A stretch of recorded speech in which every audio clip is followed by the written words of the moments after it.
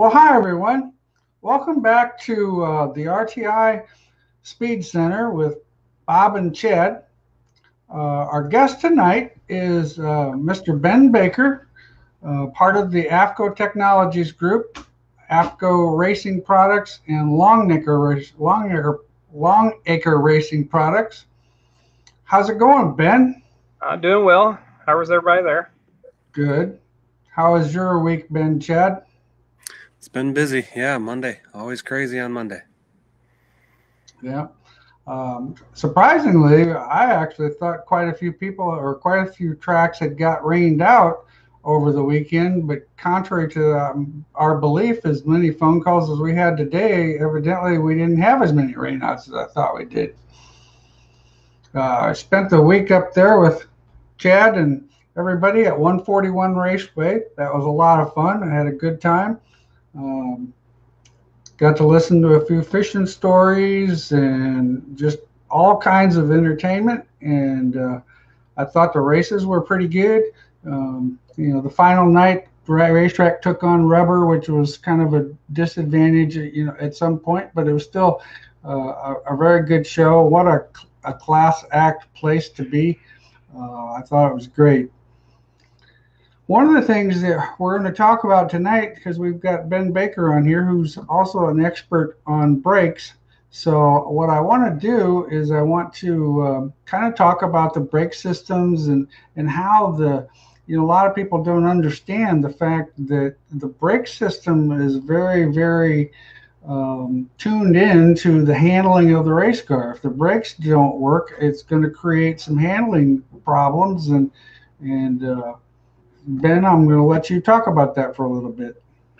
Yeah, so, brakes is just as important as your shock and spring or suspension cage system of your car. If your brakes are totally off to where either you have all rear brake and no front brake, or all front brake and no rear brake, or have a lot of different issues there, you can chase and throw all the shocks, all the springs, all the different trick things you want to at the car, but if the brakes aren't right, the car is not going to be right. So, guys who spend time and are very methodical with getting that system, put in the car, bled properly, have the proper brackets for rigidity, take all the play out of things that you can, have the right brake pad combination for the track and for driving style and for different sanctioning bodies and the rotors right, all those different things together right. They're gonna have an advantage over someone who just throws a set of brakes on the car and just hope they work. And if they don't work, so what? It's just a huge thing to tune with. It's the only thing in dirt racing that a driver has control over while he's racing to be able to change the car. So there's a lot of advantage there if you have that whole system working right and working where you can tune it very easily. Now, tell me about the old scenario where people used to run a 7/8 master cylinder to the rear and a 1-inch master cylinder to the front. Now, by design, that's not the case anymore. Yeah, so in the modified stock car days where we had to run a standard brake pad, just one thing we had available at the time whenever everything first started was just a stock style brake pad. Well, today we have tons of different options for brake pad combinations, so we don't have to run a 7/8 rear or a split size master cylinder to try to achieve more rear brake. We can do that with the brake pad compounds. So again, if you run a 7/8 master cylinder rear, that's going to give you more brake pressure to the rear versus a 1-inch on the front. So that builds some bias in the car. The problem you run into when you run a split size master cylinder like that is the bigger master cylinder always gets pressure first. So if you're running a 1-inch master cylinder on the front, 7/8 rear, when you start applying the brakes, the 1-inch master cylinder, which is your front brake, will get pressure first. And then the rear master cylinder will gain pressure and surpass that. So for a split second, you have front brake in the car, and then it switches to rear brake. So you get a scenario where you might get a car extremely tight on corner entry, and that's because you've sheared the front tires off because you got front brake pressure first because you ran a bigger master cylinder there, and then you get rear brake in the car, and that breaks the car loose. So, anymore we can. There's plenty of adjustment in today's brake pedals to where you can easily get the bias that you want with the same size master cylinders front and rear. So either all 7/8 or all 1 inch, but I highly recommend doing the same size master cylinder front and rear. And you mentioned that there's many different pad combinations now. Explain what you're talking about there.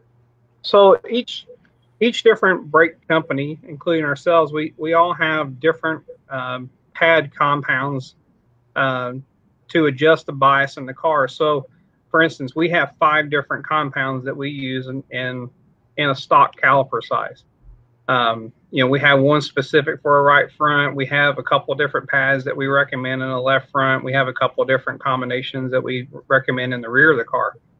All of those are dependent on the type of racetrack you run, your driving style, the tire that you're on, the different sanction bodies that you run. We'll kind of custom tailor that package to fit the best scenario for what you're running.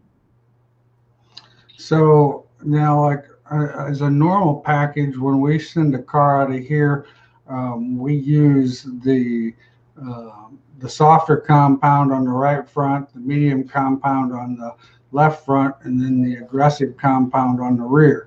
Now, some guys use the aggressive compound on the left sides. So tell me what the difference is or why they would do that.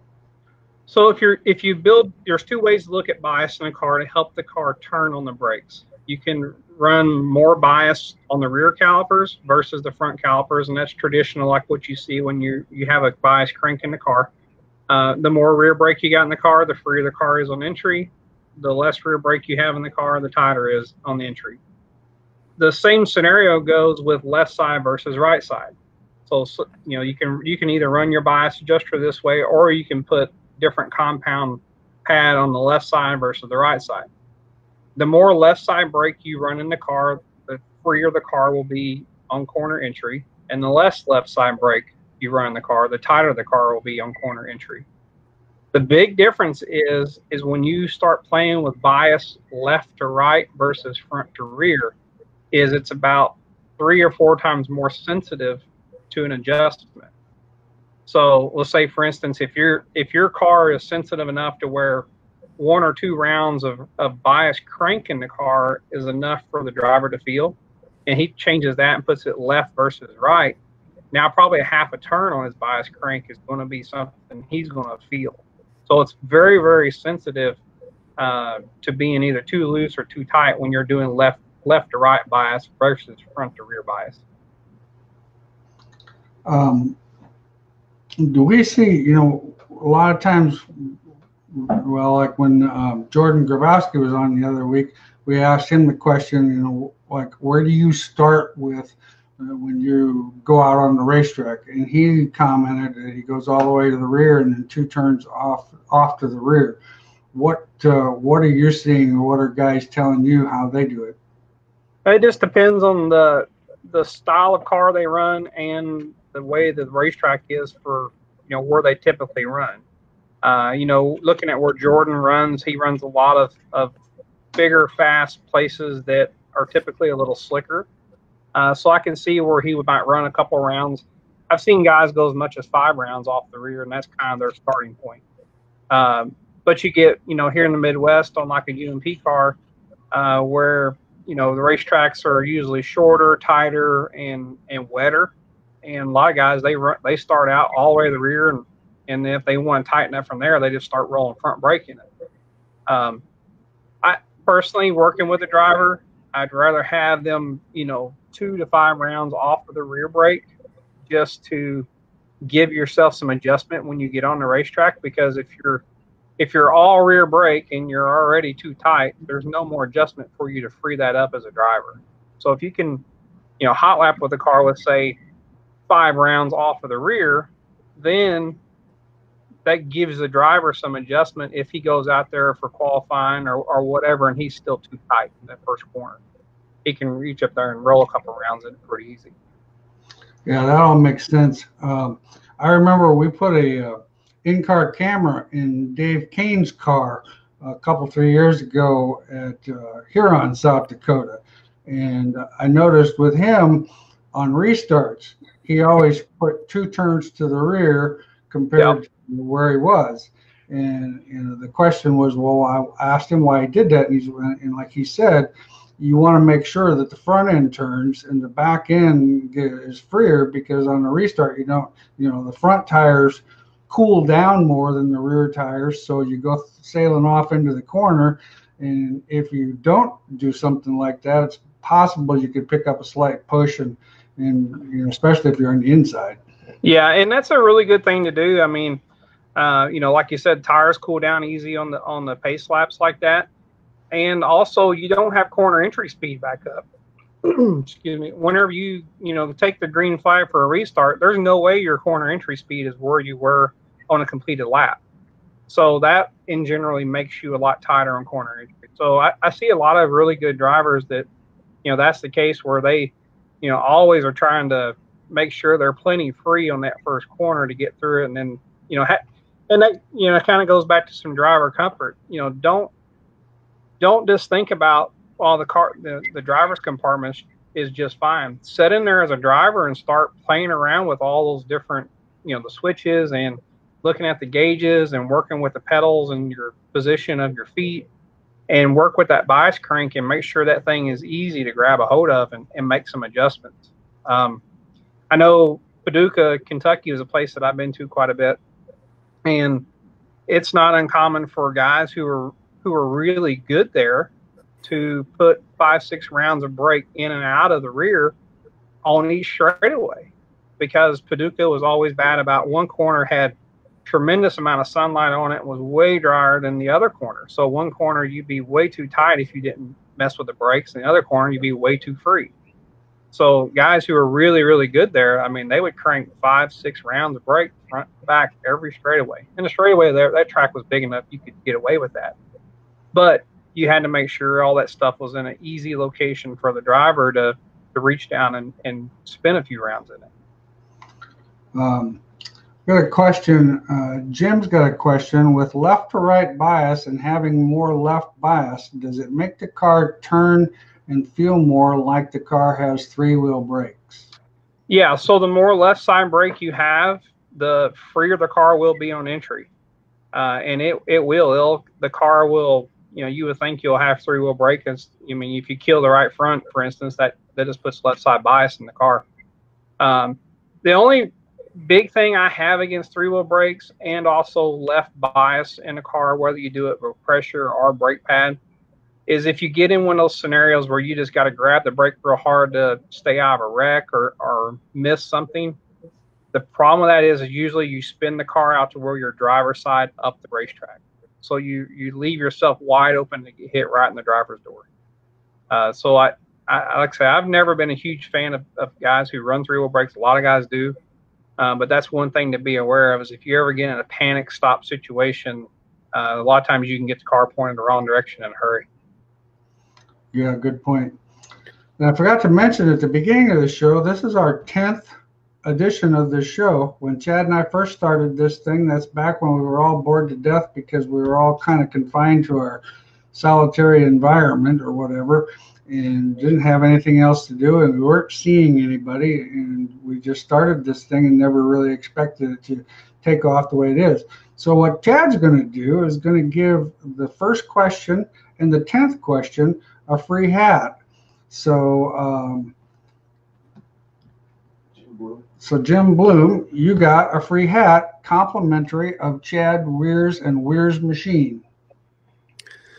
Yeah, so just leave a comment there. If you haven't ordered from us, just give us your address so we can ship you that hat. And one thing about pads, back to what you were talking on brake pads there, Ben, maybe tell everybody about my common mistake I made as a crew chief, putting that stock pad in the right front. Yeah, that's something with the stock style pad. Excuse me. A lot of guys will think, well, I'm just going to put a cheap pad in the right front. Well, that's okay until you get that cheap pad hot. So a stock brake pad is designed to stop a station wagon from going, running through the bottom of a mountain, or if you lose brakes. When it gets hot, it gets gummy and gets sticky and gets very, very inconsistent. Whereas a pad that's formulated to lose friction with temperature, it won't get that stickiness and that inconsistency. So if you're running a stock pad on the right front, and I've even seen guys, go in there and they cut them and everything else, trying to reduce the amount of area to stop. The problem with all that is you're going to generate a lot of heat. When you have to run full wheel brake like we do in a lot of classes, you're going to end up towards the middle to the end of the race, especially, you're going to end up overheating that pad, and it's going to become very inconsistent on how it stops. In most cases, it will make the car a lot tighter than what it should be. So, there's a couple of different ones. We make one. There's a couple other competitors that make a brake pad for that's designed to go away with temperature on the right front. So spend a little extra money and get rid of that stock pad and get rid of that inconsistency there that can develop over a longer race. Makes good sense. Aaron has a question. This is a question for Chad. On the 2-link bracket from Weir's for the IMCA Sport Mod, what happens when you raise or lower the bar on his rear end brackets?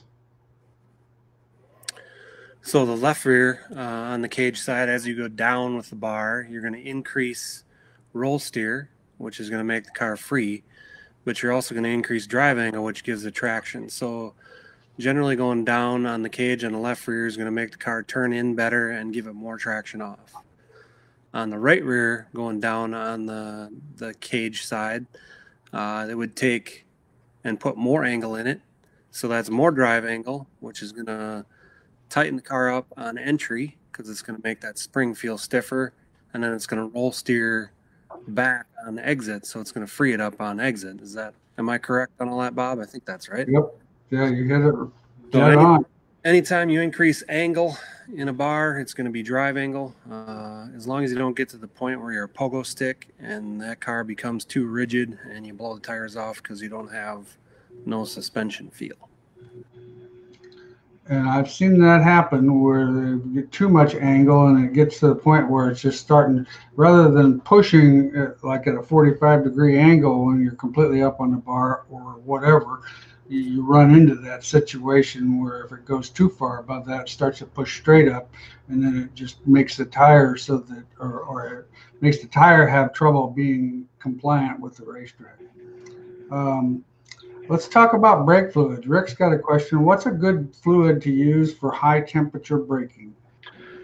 So on high temp braking, or really in any kind of race car, let's put it this way, everyone should use the higher temperature or what I'm gonna call the more expensive brake fluid. So every one of the brake manufacturers have got their own brake fluid, and they've got a cheaper version, which they all say is 570 degrees, somewhere in that neighborhood. And then we all have a higher end brake fluid like our HTX that's 600 degrees plus. As kind of their realms of what they look at. So the cheaper brake fluids, you can buy for $6, $7 a bottle. The more expensive brake fluids are, about $20 a bottle. But here's the big difference. We all went on a wet boiling point brake fluid. No matter what that temperature says it is or advertising is, that's a dry temperature. Well, as soon as we open the cap up, that brake fluid has very, very limited life. We pour that brake fluid in the car. And in the Midwest, we have a lot of humidity in the air. Brake fluid in a car, you're talking maybe a couple weeks at most that it's technically dry. After that, it's at the wet boiling point. So if we all realistically race on wet boiling point brake fluid. So if you look at the cheaper brake fluids, those brake fluids have a wet boiling point well below 400 degrees. There's some of them as low as 300 degrees, which is very, very low. Now you look at the more expensive brake fluids like an HTX or a 600 plus or some AP or some different brake fluids like that. That's about $20 a bottle. Well, the wet boiling points on those are around 450 degrees. your seals and your calipers are only good to about 425 degrees before you start having problems. So if we keep our fluid above the area where we start having problems as far as melting seals and whatnot, we know we're not going to boil the fluid, and we're not going to have fade later on in the races.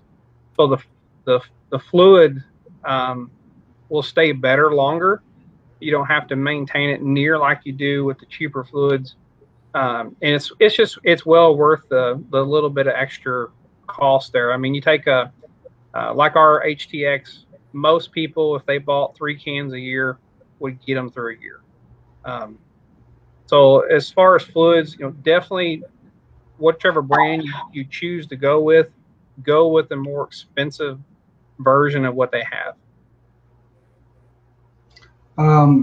What's the primary cause for brake fade late in the race? So 2 things, or actually 3 things really that can cause that. One is you've got, a really low boiling point brake fluid. Like we talked about just a minute ago, if you're using the cheaper brake fluids and you got your wet boiling point down to 300 degrees, or in some cases I've seen them as low as 250 degrees, you're going to boil the brake fluid and you're going to have fade toward the end of the race with your pedal. Your pedal will get spongy. The other thing that can cause it is if you have air in the system. Air allows the fluid to boil easier and can cause that fade issue. So if you look at fade as far as a spongy pedal, those are 2 things to consider: the boiling the brake fluid and having air in the system. Now, if you feel like, hey, I don't lose my pedal stays rock hard, but I just, toward the end of the race, my brakes fade, they just don't stop as good. Well, in that case, you're just overheating the pad. You're out of the operating range of the pad. So you've got to look at getting a pad that's either A, more aggressive on your rotor to remove heat and material, or B, get a brake pad that has a wider temperature range in it that won't give up. So that's the 3 scenarios that can cause fade. What could cause a brake pad to break a good chunk of it off? There's a couple of different things. Getting a lot of moisture in that pad and not letting it get dried out. Like if you pressure wash the car tonight and then you go race tomorrow at noon, there's a good chance you could have some moisture kind of trapped in that pad, and it can basically boil it out. It's pretty rare that happens, but it can happen. The other thing is just overheating the brake pad. If you get a pad that's, fairly soft and it's not made for running 1,000 degrees and you're running it, 1,200 degrees, then you can easily chunk that brake pad itself out. The other thing is not maintaining the pad. So if you get a pad that is glazed over and you're generating a lot of heat again, it can chunk that pad out, as opposed to a pad that you keep roughed up on concrete and keep everything kind of squared up. That pad won't chunk near as bad as a pad that is sealed over. The other thing that can cause it, which we don't run into a whole lot with modifieds anymore, is a drilled rotor. Some slotted rotors can do it too. If the slots aren't machined correctly, they can rip that pad apart. So, biggest thing there is making sure you've got the rotor and pad combination good for whatever range you're working in. Aaron wants to know, what are the better pads? You've been talking about the better pads. Highlighted that a little more if you can. So, from us, we've got 5 different compounds. Our 32 is what we recommend for a right front if you're wanting a right front pad to go away. Our C1 is a good overall pad for a right front and left front. It's a very rotor friendly. It works well. There's just lots of different things that's good with that C1 pad. Our 33 pad is a pad that we commonly recommend for a left front when they want to build a little bias in the car. And I also run it on the rear of the car for a lot of open guys, a lot of the open modifieds, stock cars. That's a good pad overall for those guys. Our 34 pad, I don't use as much now as what we used to, but that pad has a huge temperature range in it. It's pretty rotor friendly, has really good stopping power. The only downside to it is it takes a little temperature to get that pad to really work. So it's not one that works that first lap or first 2 laps. It's going to work from there on. And then our C2 pad, that's been a pad for us for a long time. It's super good code. It works on the first lap. It works on the last lap. The only downside to it is hard on rotors. But guys who trail brake and they glow rotors, that's a great pad for them to keep that rotor from glowing, because it will remove some material and get rid of the heat.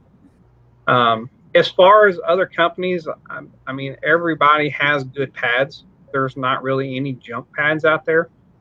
So, you know, if you prefer working with a different brand, just consult through their book, look through their books, and see what kind of operating ranges that they recommend, and try to stay within those ranges. Good. Todd wants to know about where's a good starting point on those angles. On a sport mod, what we actually do, we run our left rear is 25 to 28 degrees static. Our right rear, depending on the track conditions, anywhere from about 10 degrees to 5 degrees, depending on what the racetrack does. The biggest thing that we want to try to do is get it to the point where when the car rolls over, that right rear is more level and the left rear gets close to that 45-degree range, and that seems to be a pretty good starting point. If the car is still too tight, you can always take some angle out of the left rear, put more angle in the right rear. More angle in the right rear is going to get a little more steer. A couple of weeks ago, the guest brought up during the setup, he spaces the right front out 1 inch beyond the right rear while having the left side square, if I'm remembering correctly. What effect will this have on the car? Right now I'm square on the left and almost square on the right. I run an IMCA mod, if that makes a difference. What happens is, when you run the front end a little wider than the rear end, then you have more capabilities or more control of what the car is going to steer, where it's going to go. When you move the right front further away from the spring, now all of a sudden our wheel rate is softer. Our spring rate, you didn't change the spring, but the car is going to act like it has a little softer spring in it, but it's going to give you more stability. I've always run the right front about 1 inch to 1.25 inches, 1.5 inches outside the right rear. Keeps a little side bite in the car and seems to make the car a little bit more stable. You got anything to add there? Spot on. Okay. Pat, good aftermarket brake pad. If you overheat it and it cracks, the pad material, will it still break the same, or will it be inconsistent? I mean, it'll still break the same. You just have to be aware that once it starts cracking, you can have issues with losing material. And then once you start losing material, then you're going to overheat the pad easier and start having more problems. Something you can do to help on the stock pad, especially, you can help eliminate some of the cracking issues. If you look at a stock pad, that pad's very long in comparison to the area that the piston contacts it. So I know Chad makes some pad spacers that's the same shape as the backing plate. So when we run 810 rotors on the rear of the car, there's some space in there we need to take up anyway.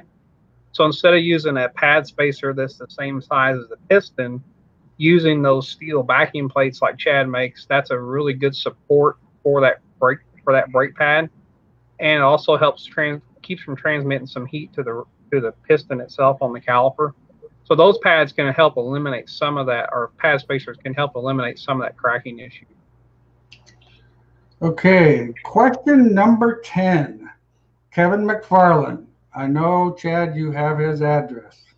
Yes, I do. Ben, what is your thought on residual valves? If you run drum brakes, you pretty well need to make sure you have them.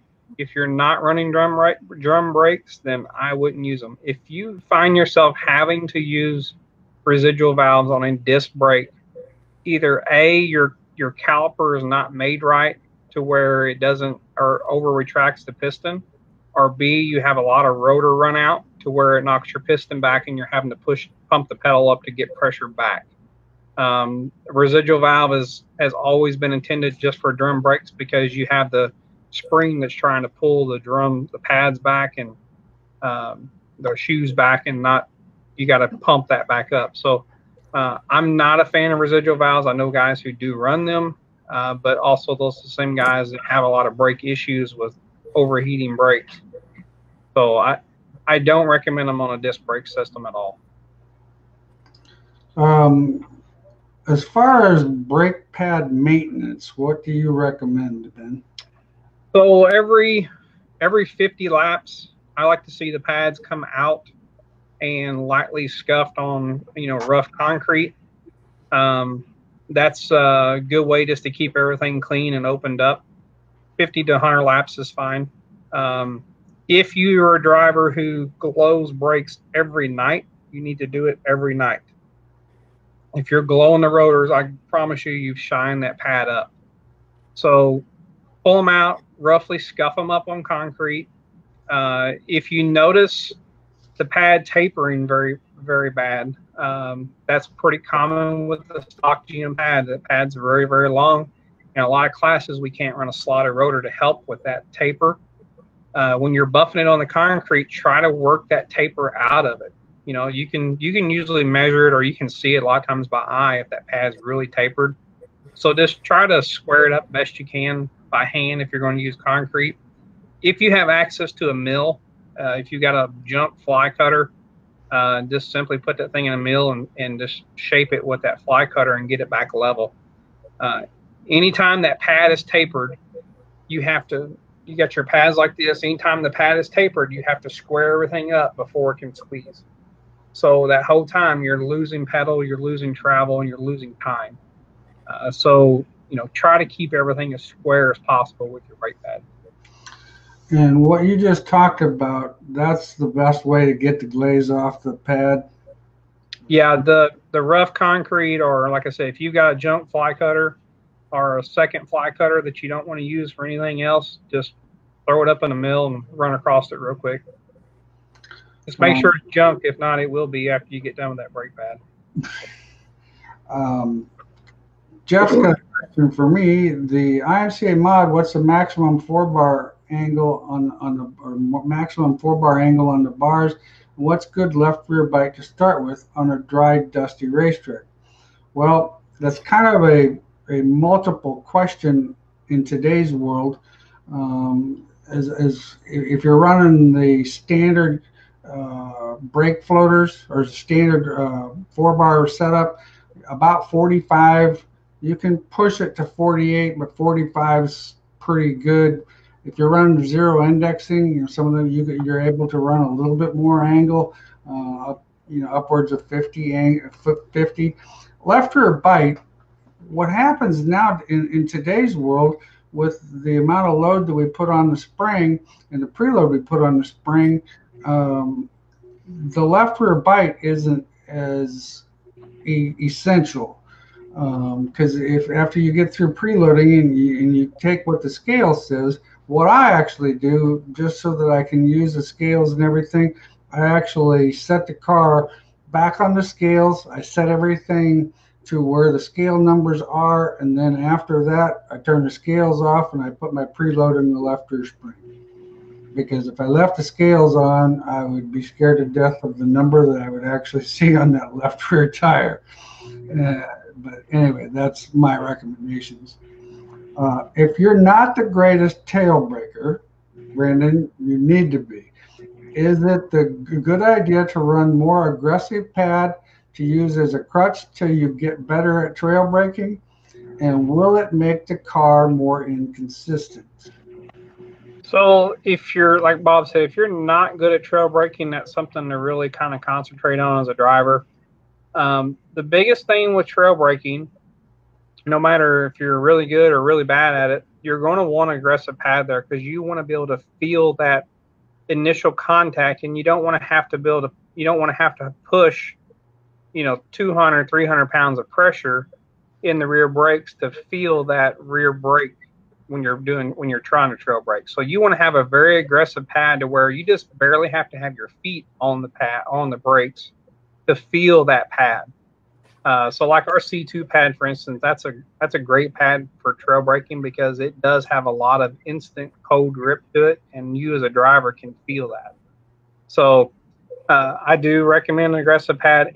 If you get good at it and you feel that, it won't make the car inconsistent because you can feel and really play around with how hard you're pushing on the pedal, and it can, you can pitch the car on the right front harder or not as hard with the brake floaters or with the locked up cages, and really, pin the right front a lot with the brake pad and with your foot.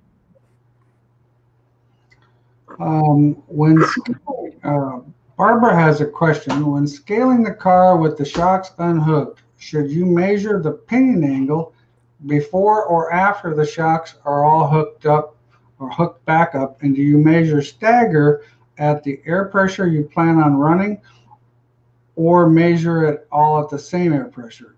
The answer on the air pressure, definitely you measure stagger at the air pressure that you're running.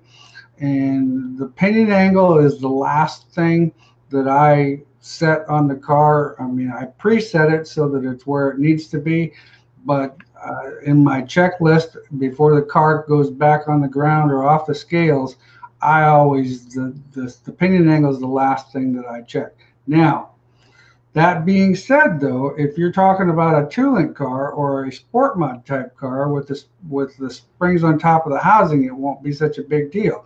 But if you're talking about a USRA car or a Wasota car with the springs mounted in front, then you've got to kind of go back and forth and make sure that they both match.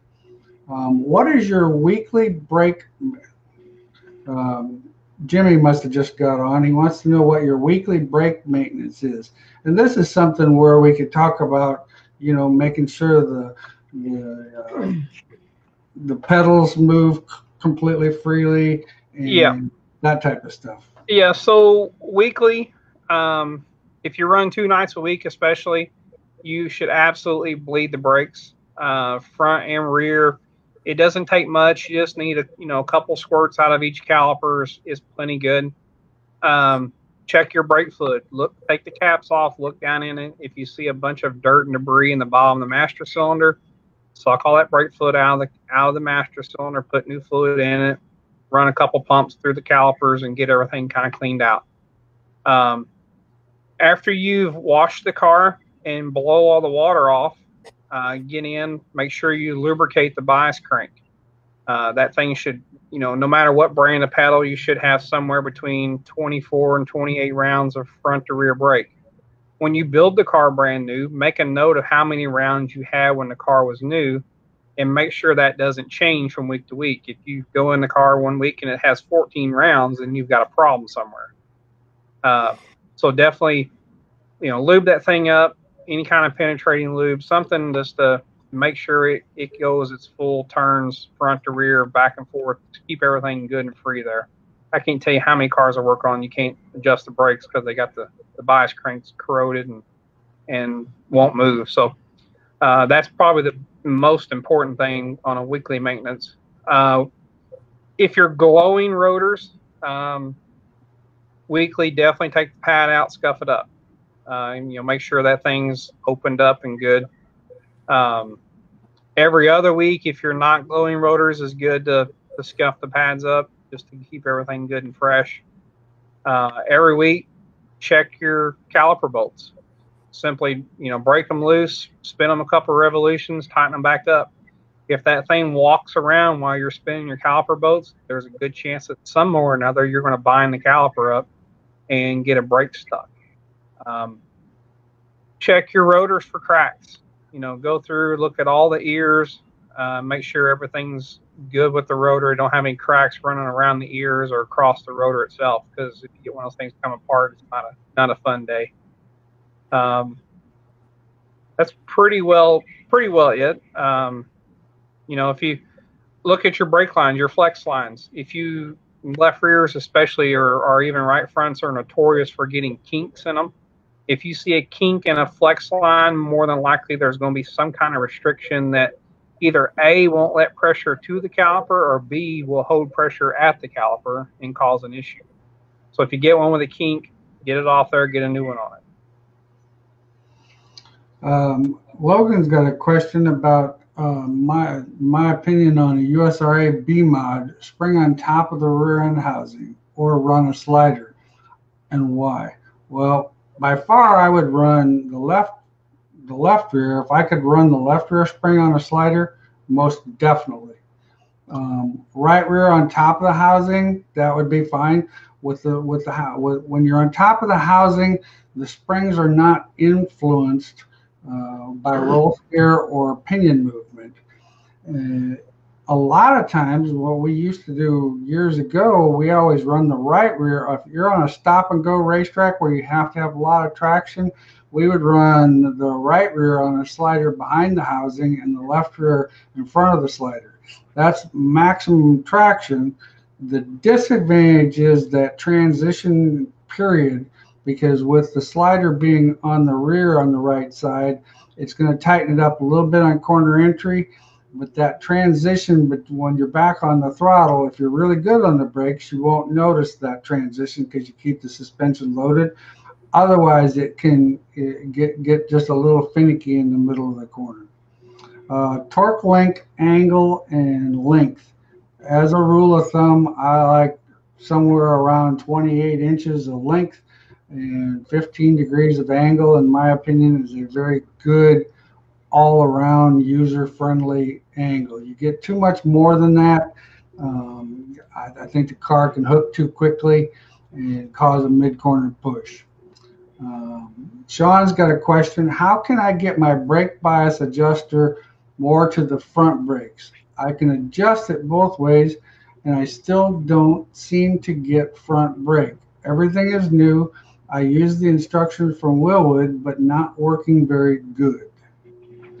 So this is a common issue that we hear. There's two things that I could ask is, how are you setting your pressure? So if you have, for instance, we want to see about 100 pounds of bias change from front to rear. So if we put 100 pounds of pressure in the rear, we want to see 200 pounds on the front. Vice versa, if we have 100 pound on the front, we want to see 200 pounds on the rear when we go all rear. If you're not able to achieve that kind of split, in most cases that I've seen, there's a problem with how you've got the jam nut on for the bias crank itself. So on all of the pedals, no matter the manufacturer, we all include this little machine chamfered nut that's for a bias crank or for a bias adjuster. That nut is designed to run on that bias adjuster when you cannot run a bias crank. And a lot of people will run a bias crank and they still try to run that jam nut and jam it against the bias crank to keep it from coming loose. The problem with that is that nut robs you about 10 rounds of brakes whenever you run it with the bias crank. So check and see if you have that nut along with your bias crank. If you do, take it off, throw it as far as you can throw it, because it is robbing you a lot of rounds. Simply put your bias crank onto your bias adjuster with some red or blue Loctite. You can use 2 jam nuts on the other end just to kind of hold it to where you can tighten it up really good on the bias adjuster. Or if you've got one of ours, you can stick an Allen wrench in the end of it and hold it to tighten up the bias crank on the adjuster. But definitely, without a doubt, do not run those jam nuts that go onto the bias adjuster. John would like to have you touch on the right rear brake floater and rod on the bottom side of the axle tube versus the top side. Also, the pros and cons versus clamped to the axle tube. So right rear brake floater, I've worked with several guys who run them. Some are good, some are not. The brake flutter, the issue you run into is your braking input matters on how much you've rolled the car with the steering wheel. So if you go down in the corner and you turn the steering wheel and then get on the brakes, the car is going to be tighter, or excuse me, be looser than it is if you go down the corner and you stand on the brakes and then turn the steering wheel. So there's a couple of different ways that can make you inconsistent. Now the rod on the bottom versus the top, you usually see less angle change on the bottom versus the top, so some of that consistency can come back. But still, in my opinion, there's too much inconsistency for most drivers to say, are you turning the steering wheel before you get on the brake, or are you get on the brake before you turn the steering wheel? It's hard to stay consistent that way. So running it clamped on the rear end, that's the most consistent way, because you don't have any input based on how much the car is rolled on when you get on the brakes.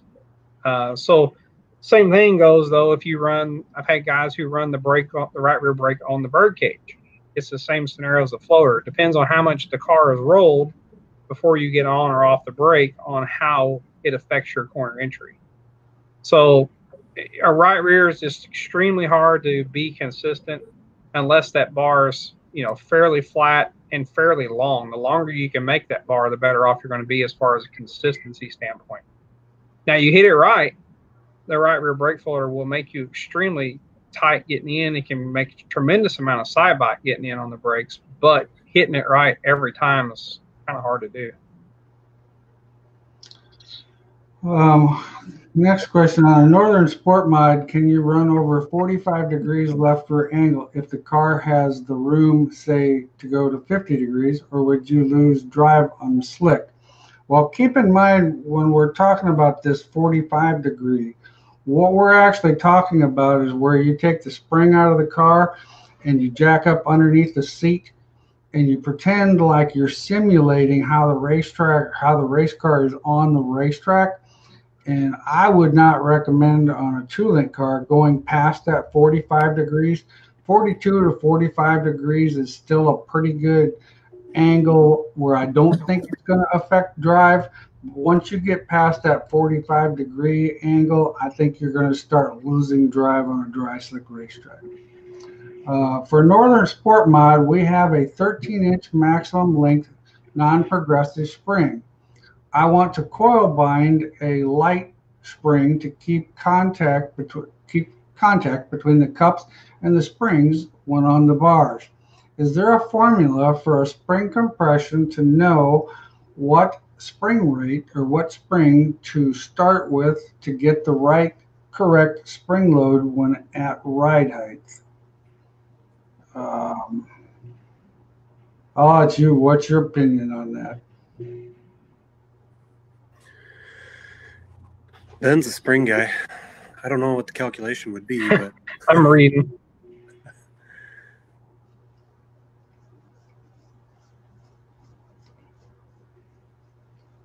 Yeah, I'm not sure what the formula would be. So, I mean, if you're going to try to coil bind the light spring, so let's say, for instance, you have a 250-pound spring and your ride height load is 250 pounds, so you're an inch compressed from your free height, and then you're wanting to travel at 2 inches, so now you're 750 total load. So if you went to, let's say, a 100-pound spring, you're going to have to be 7.5 inches compressed from free height to get to that coil bind number. So you're going to need to know from your spring manufacturer what's the coil bind height, and you're going to have to kind of work your way backwards from there. It's not trivial to do, but it's a function of what you want to attain from your current travel versus your current total load, and you got to make your total loads match. Chad, have you had any of your IMCA tech guys say that your shock spacer is illegal?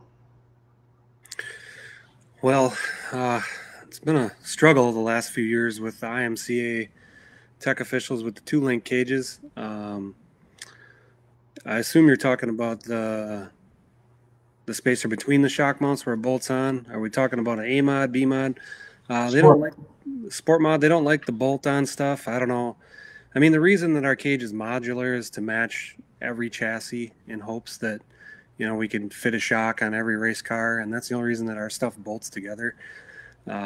So now, to please them, we have 8 different shock plates with a welded-on shock bracket, which makes our life not as much fun as it used to be, because we could sell 1 shock plate and 1 shock mount. Now you have to know exactly what the drop is to fit your race car. So kind of frustrated with that whole situation, but we aim to please here at Weir's Machines, so we went ahead and made the weld-on shock mount plates for the sport mod, so they are ready to go. They're supposed to let you put a little weld on there, and be okay with that. They have been frustrating at times about that, so that's about all that can be said about that, I guess. Todd wants to know, is trail braking very effective on a sport mod where calipers are mounted on the axle housing? By far. Trail braking on any type of race car, what it does, it keeps the suspension loaded when you're getting off the gas. And in fact, we actually did on the Race Tech Knowledge Center, we just did a segment last week on trail braking, because that's one of the questions I get a lot of people that ask about. And so it's definitely effective no matter which type of car you have, no matter how the brake calipers are mounted. Barbara, springs on a swing arm with Soda Midwest modified. Oh, okay. Let's go back to Barbara's original question.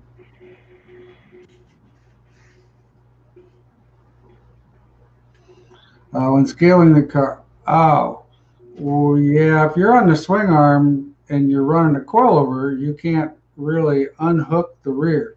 What I actually tell most people, I don't actually unhook the rear. Like on a 4-link car, you can't unhook the right rear. But with the valving that a normal right rear is, it doesn't really have a tremendous amount of you bounce the car, it comes back real quickly, because there's not a lot of difference in valving there. It's a fairly neutral valve, like a 4.4, something like that, 3.3. Where we unhook the shocks with these new style right fronts that have a lot of rebound in them, if we tried scaling the car with the right front hooked up, it would be an all-night project, because by the time you get that shock to release, it would take quite a bit of time for it to get there. So we just unhooked the front shocks, and that seemed to be pretty successful. Yeah, and when you're on a swing arm too, your motion ratio is so much different than a 4-link car. It's not, I mean, even if you run like a 9.2 in the left rear, you don't have near that rigidity like we do in a 4-bar car. So, definitely I wouldn't be scared to leave them hooked up on a swing arm. Just unhook your fronts. By far. You mentioned scaling the car without the shocks. We run a sport mod. Is unhooking the shocks a recommended practice? What about setting the caster and camber? Would you recommend unhooking the shocks for that? Like I said in the past, I always recommend unhooking the shocks in the front. The left front on a sport mod is not a big deal. It's a fairly neutral shock. But even with the right front, it just makes your job easier. It makes it, and then you can also make sure there's no binds in the front end, because when you go to bounce it, if something's squeaking, you got something to review. So that's what I would recommend. Bob and Chad, possibly going to run my USR B mod with IMCA A mods on a tight bull ring. Would you put a spring pull bar in, or do anything with the 2-link, or just leave the solid bar? Well, in my opinion, a solid bar has the maximum traction. However, we go to a torque link because of the scenario that we need to regulate when the traction comes in, and Chad can actually explain this, the torque link setup, a little better than I can. Go ahead with that, Chad. Well, that was pretty close, but with the running a B mod with the A mods, you know, with the less horsepower, you can probably control that solid Heim pull bar more so than an A mod. So when you add the 100 or 200 horsepower, that's where you need that little bit of give in that traction device to not blow the traction off instantly. So I would just run it as is. You're going to probably get beat up pretty bad early in the night on horsepower, but you might be the fastest car there by the end of the night. Yeah, no doubt. Should I be running more rear brake bias than I have in the past on a 4-bar car to promote better trail braking? Yeah, that goes back to what we talked about earlier with, you know, guys who really trail brake well have got a tremendous amount of rear brake bias with all pressure and also the brake pad compound.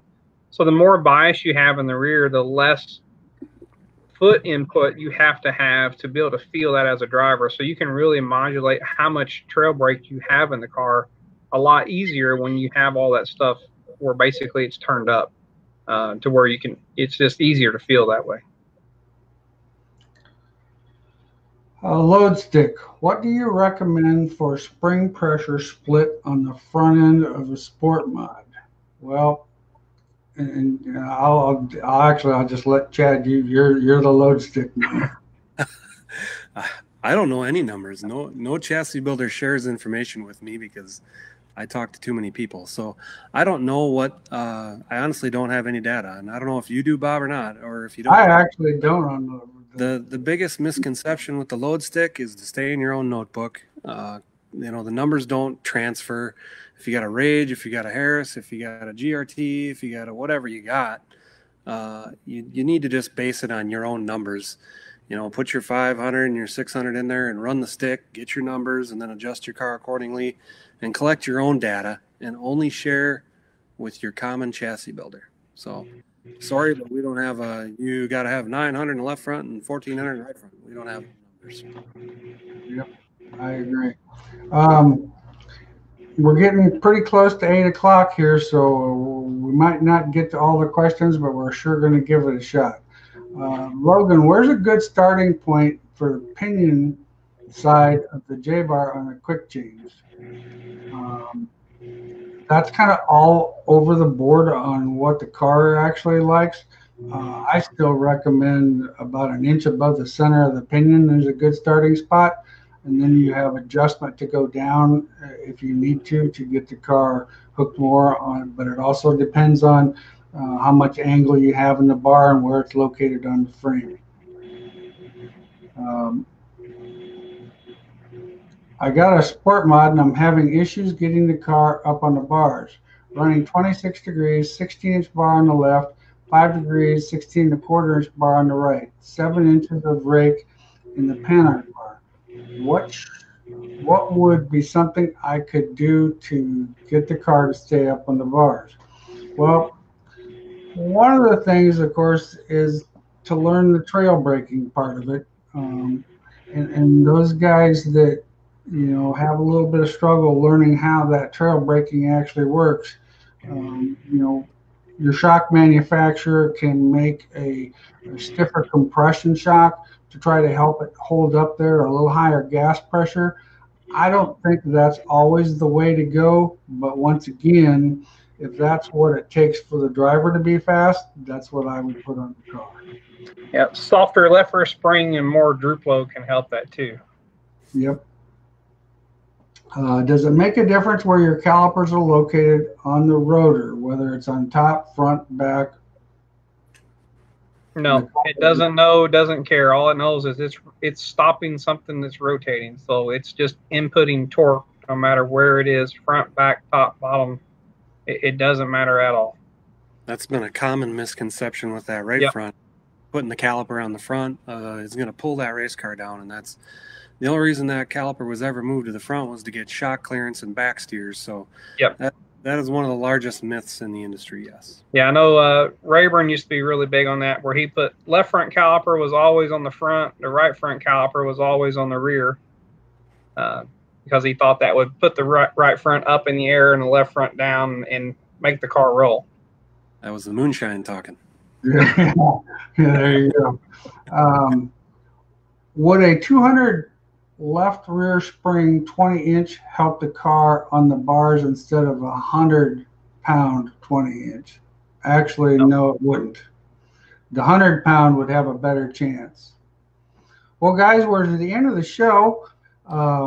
Kevin's got a good comment here. He says that staying in your notebook, on your own notebook, is brilliant. And I can't stress enough the fact that you can talk to everybody in the pit area, and everybody's got an opinion, or everybody's got a different way to do something. The problem is it's like baking a cake. If you don't have the 100% of the complete recipe for that cake, it's probably not going to turn out in the best of your ability. So stay in your own notebook, stay with what your chassis manufacturer, your shock builder, those guys that are helping you, stay with those guys. Trust me, it's priceless what you can do, because when you start talking to somebody who's got brand A, brand B, brand C race car, everything is different, and it's going to throw you all over the place. So once again, thanks again, Ben, for being on here tonight. Very good information. We're getting nice comments. Awesome show. We'll be back here again next week. We've got a special guest for next week, but I'm not going to release that name.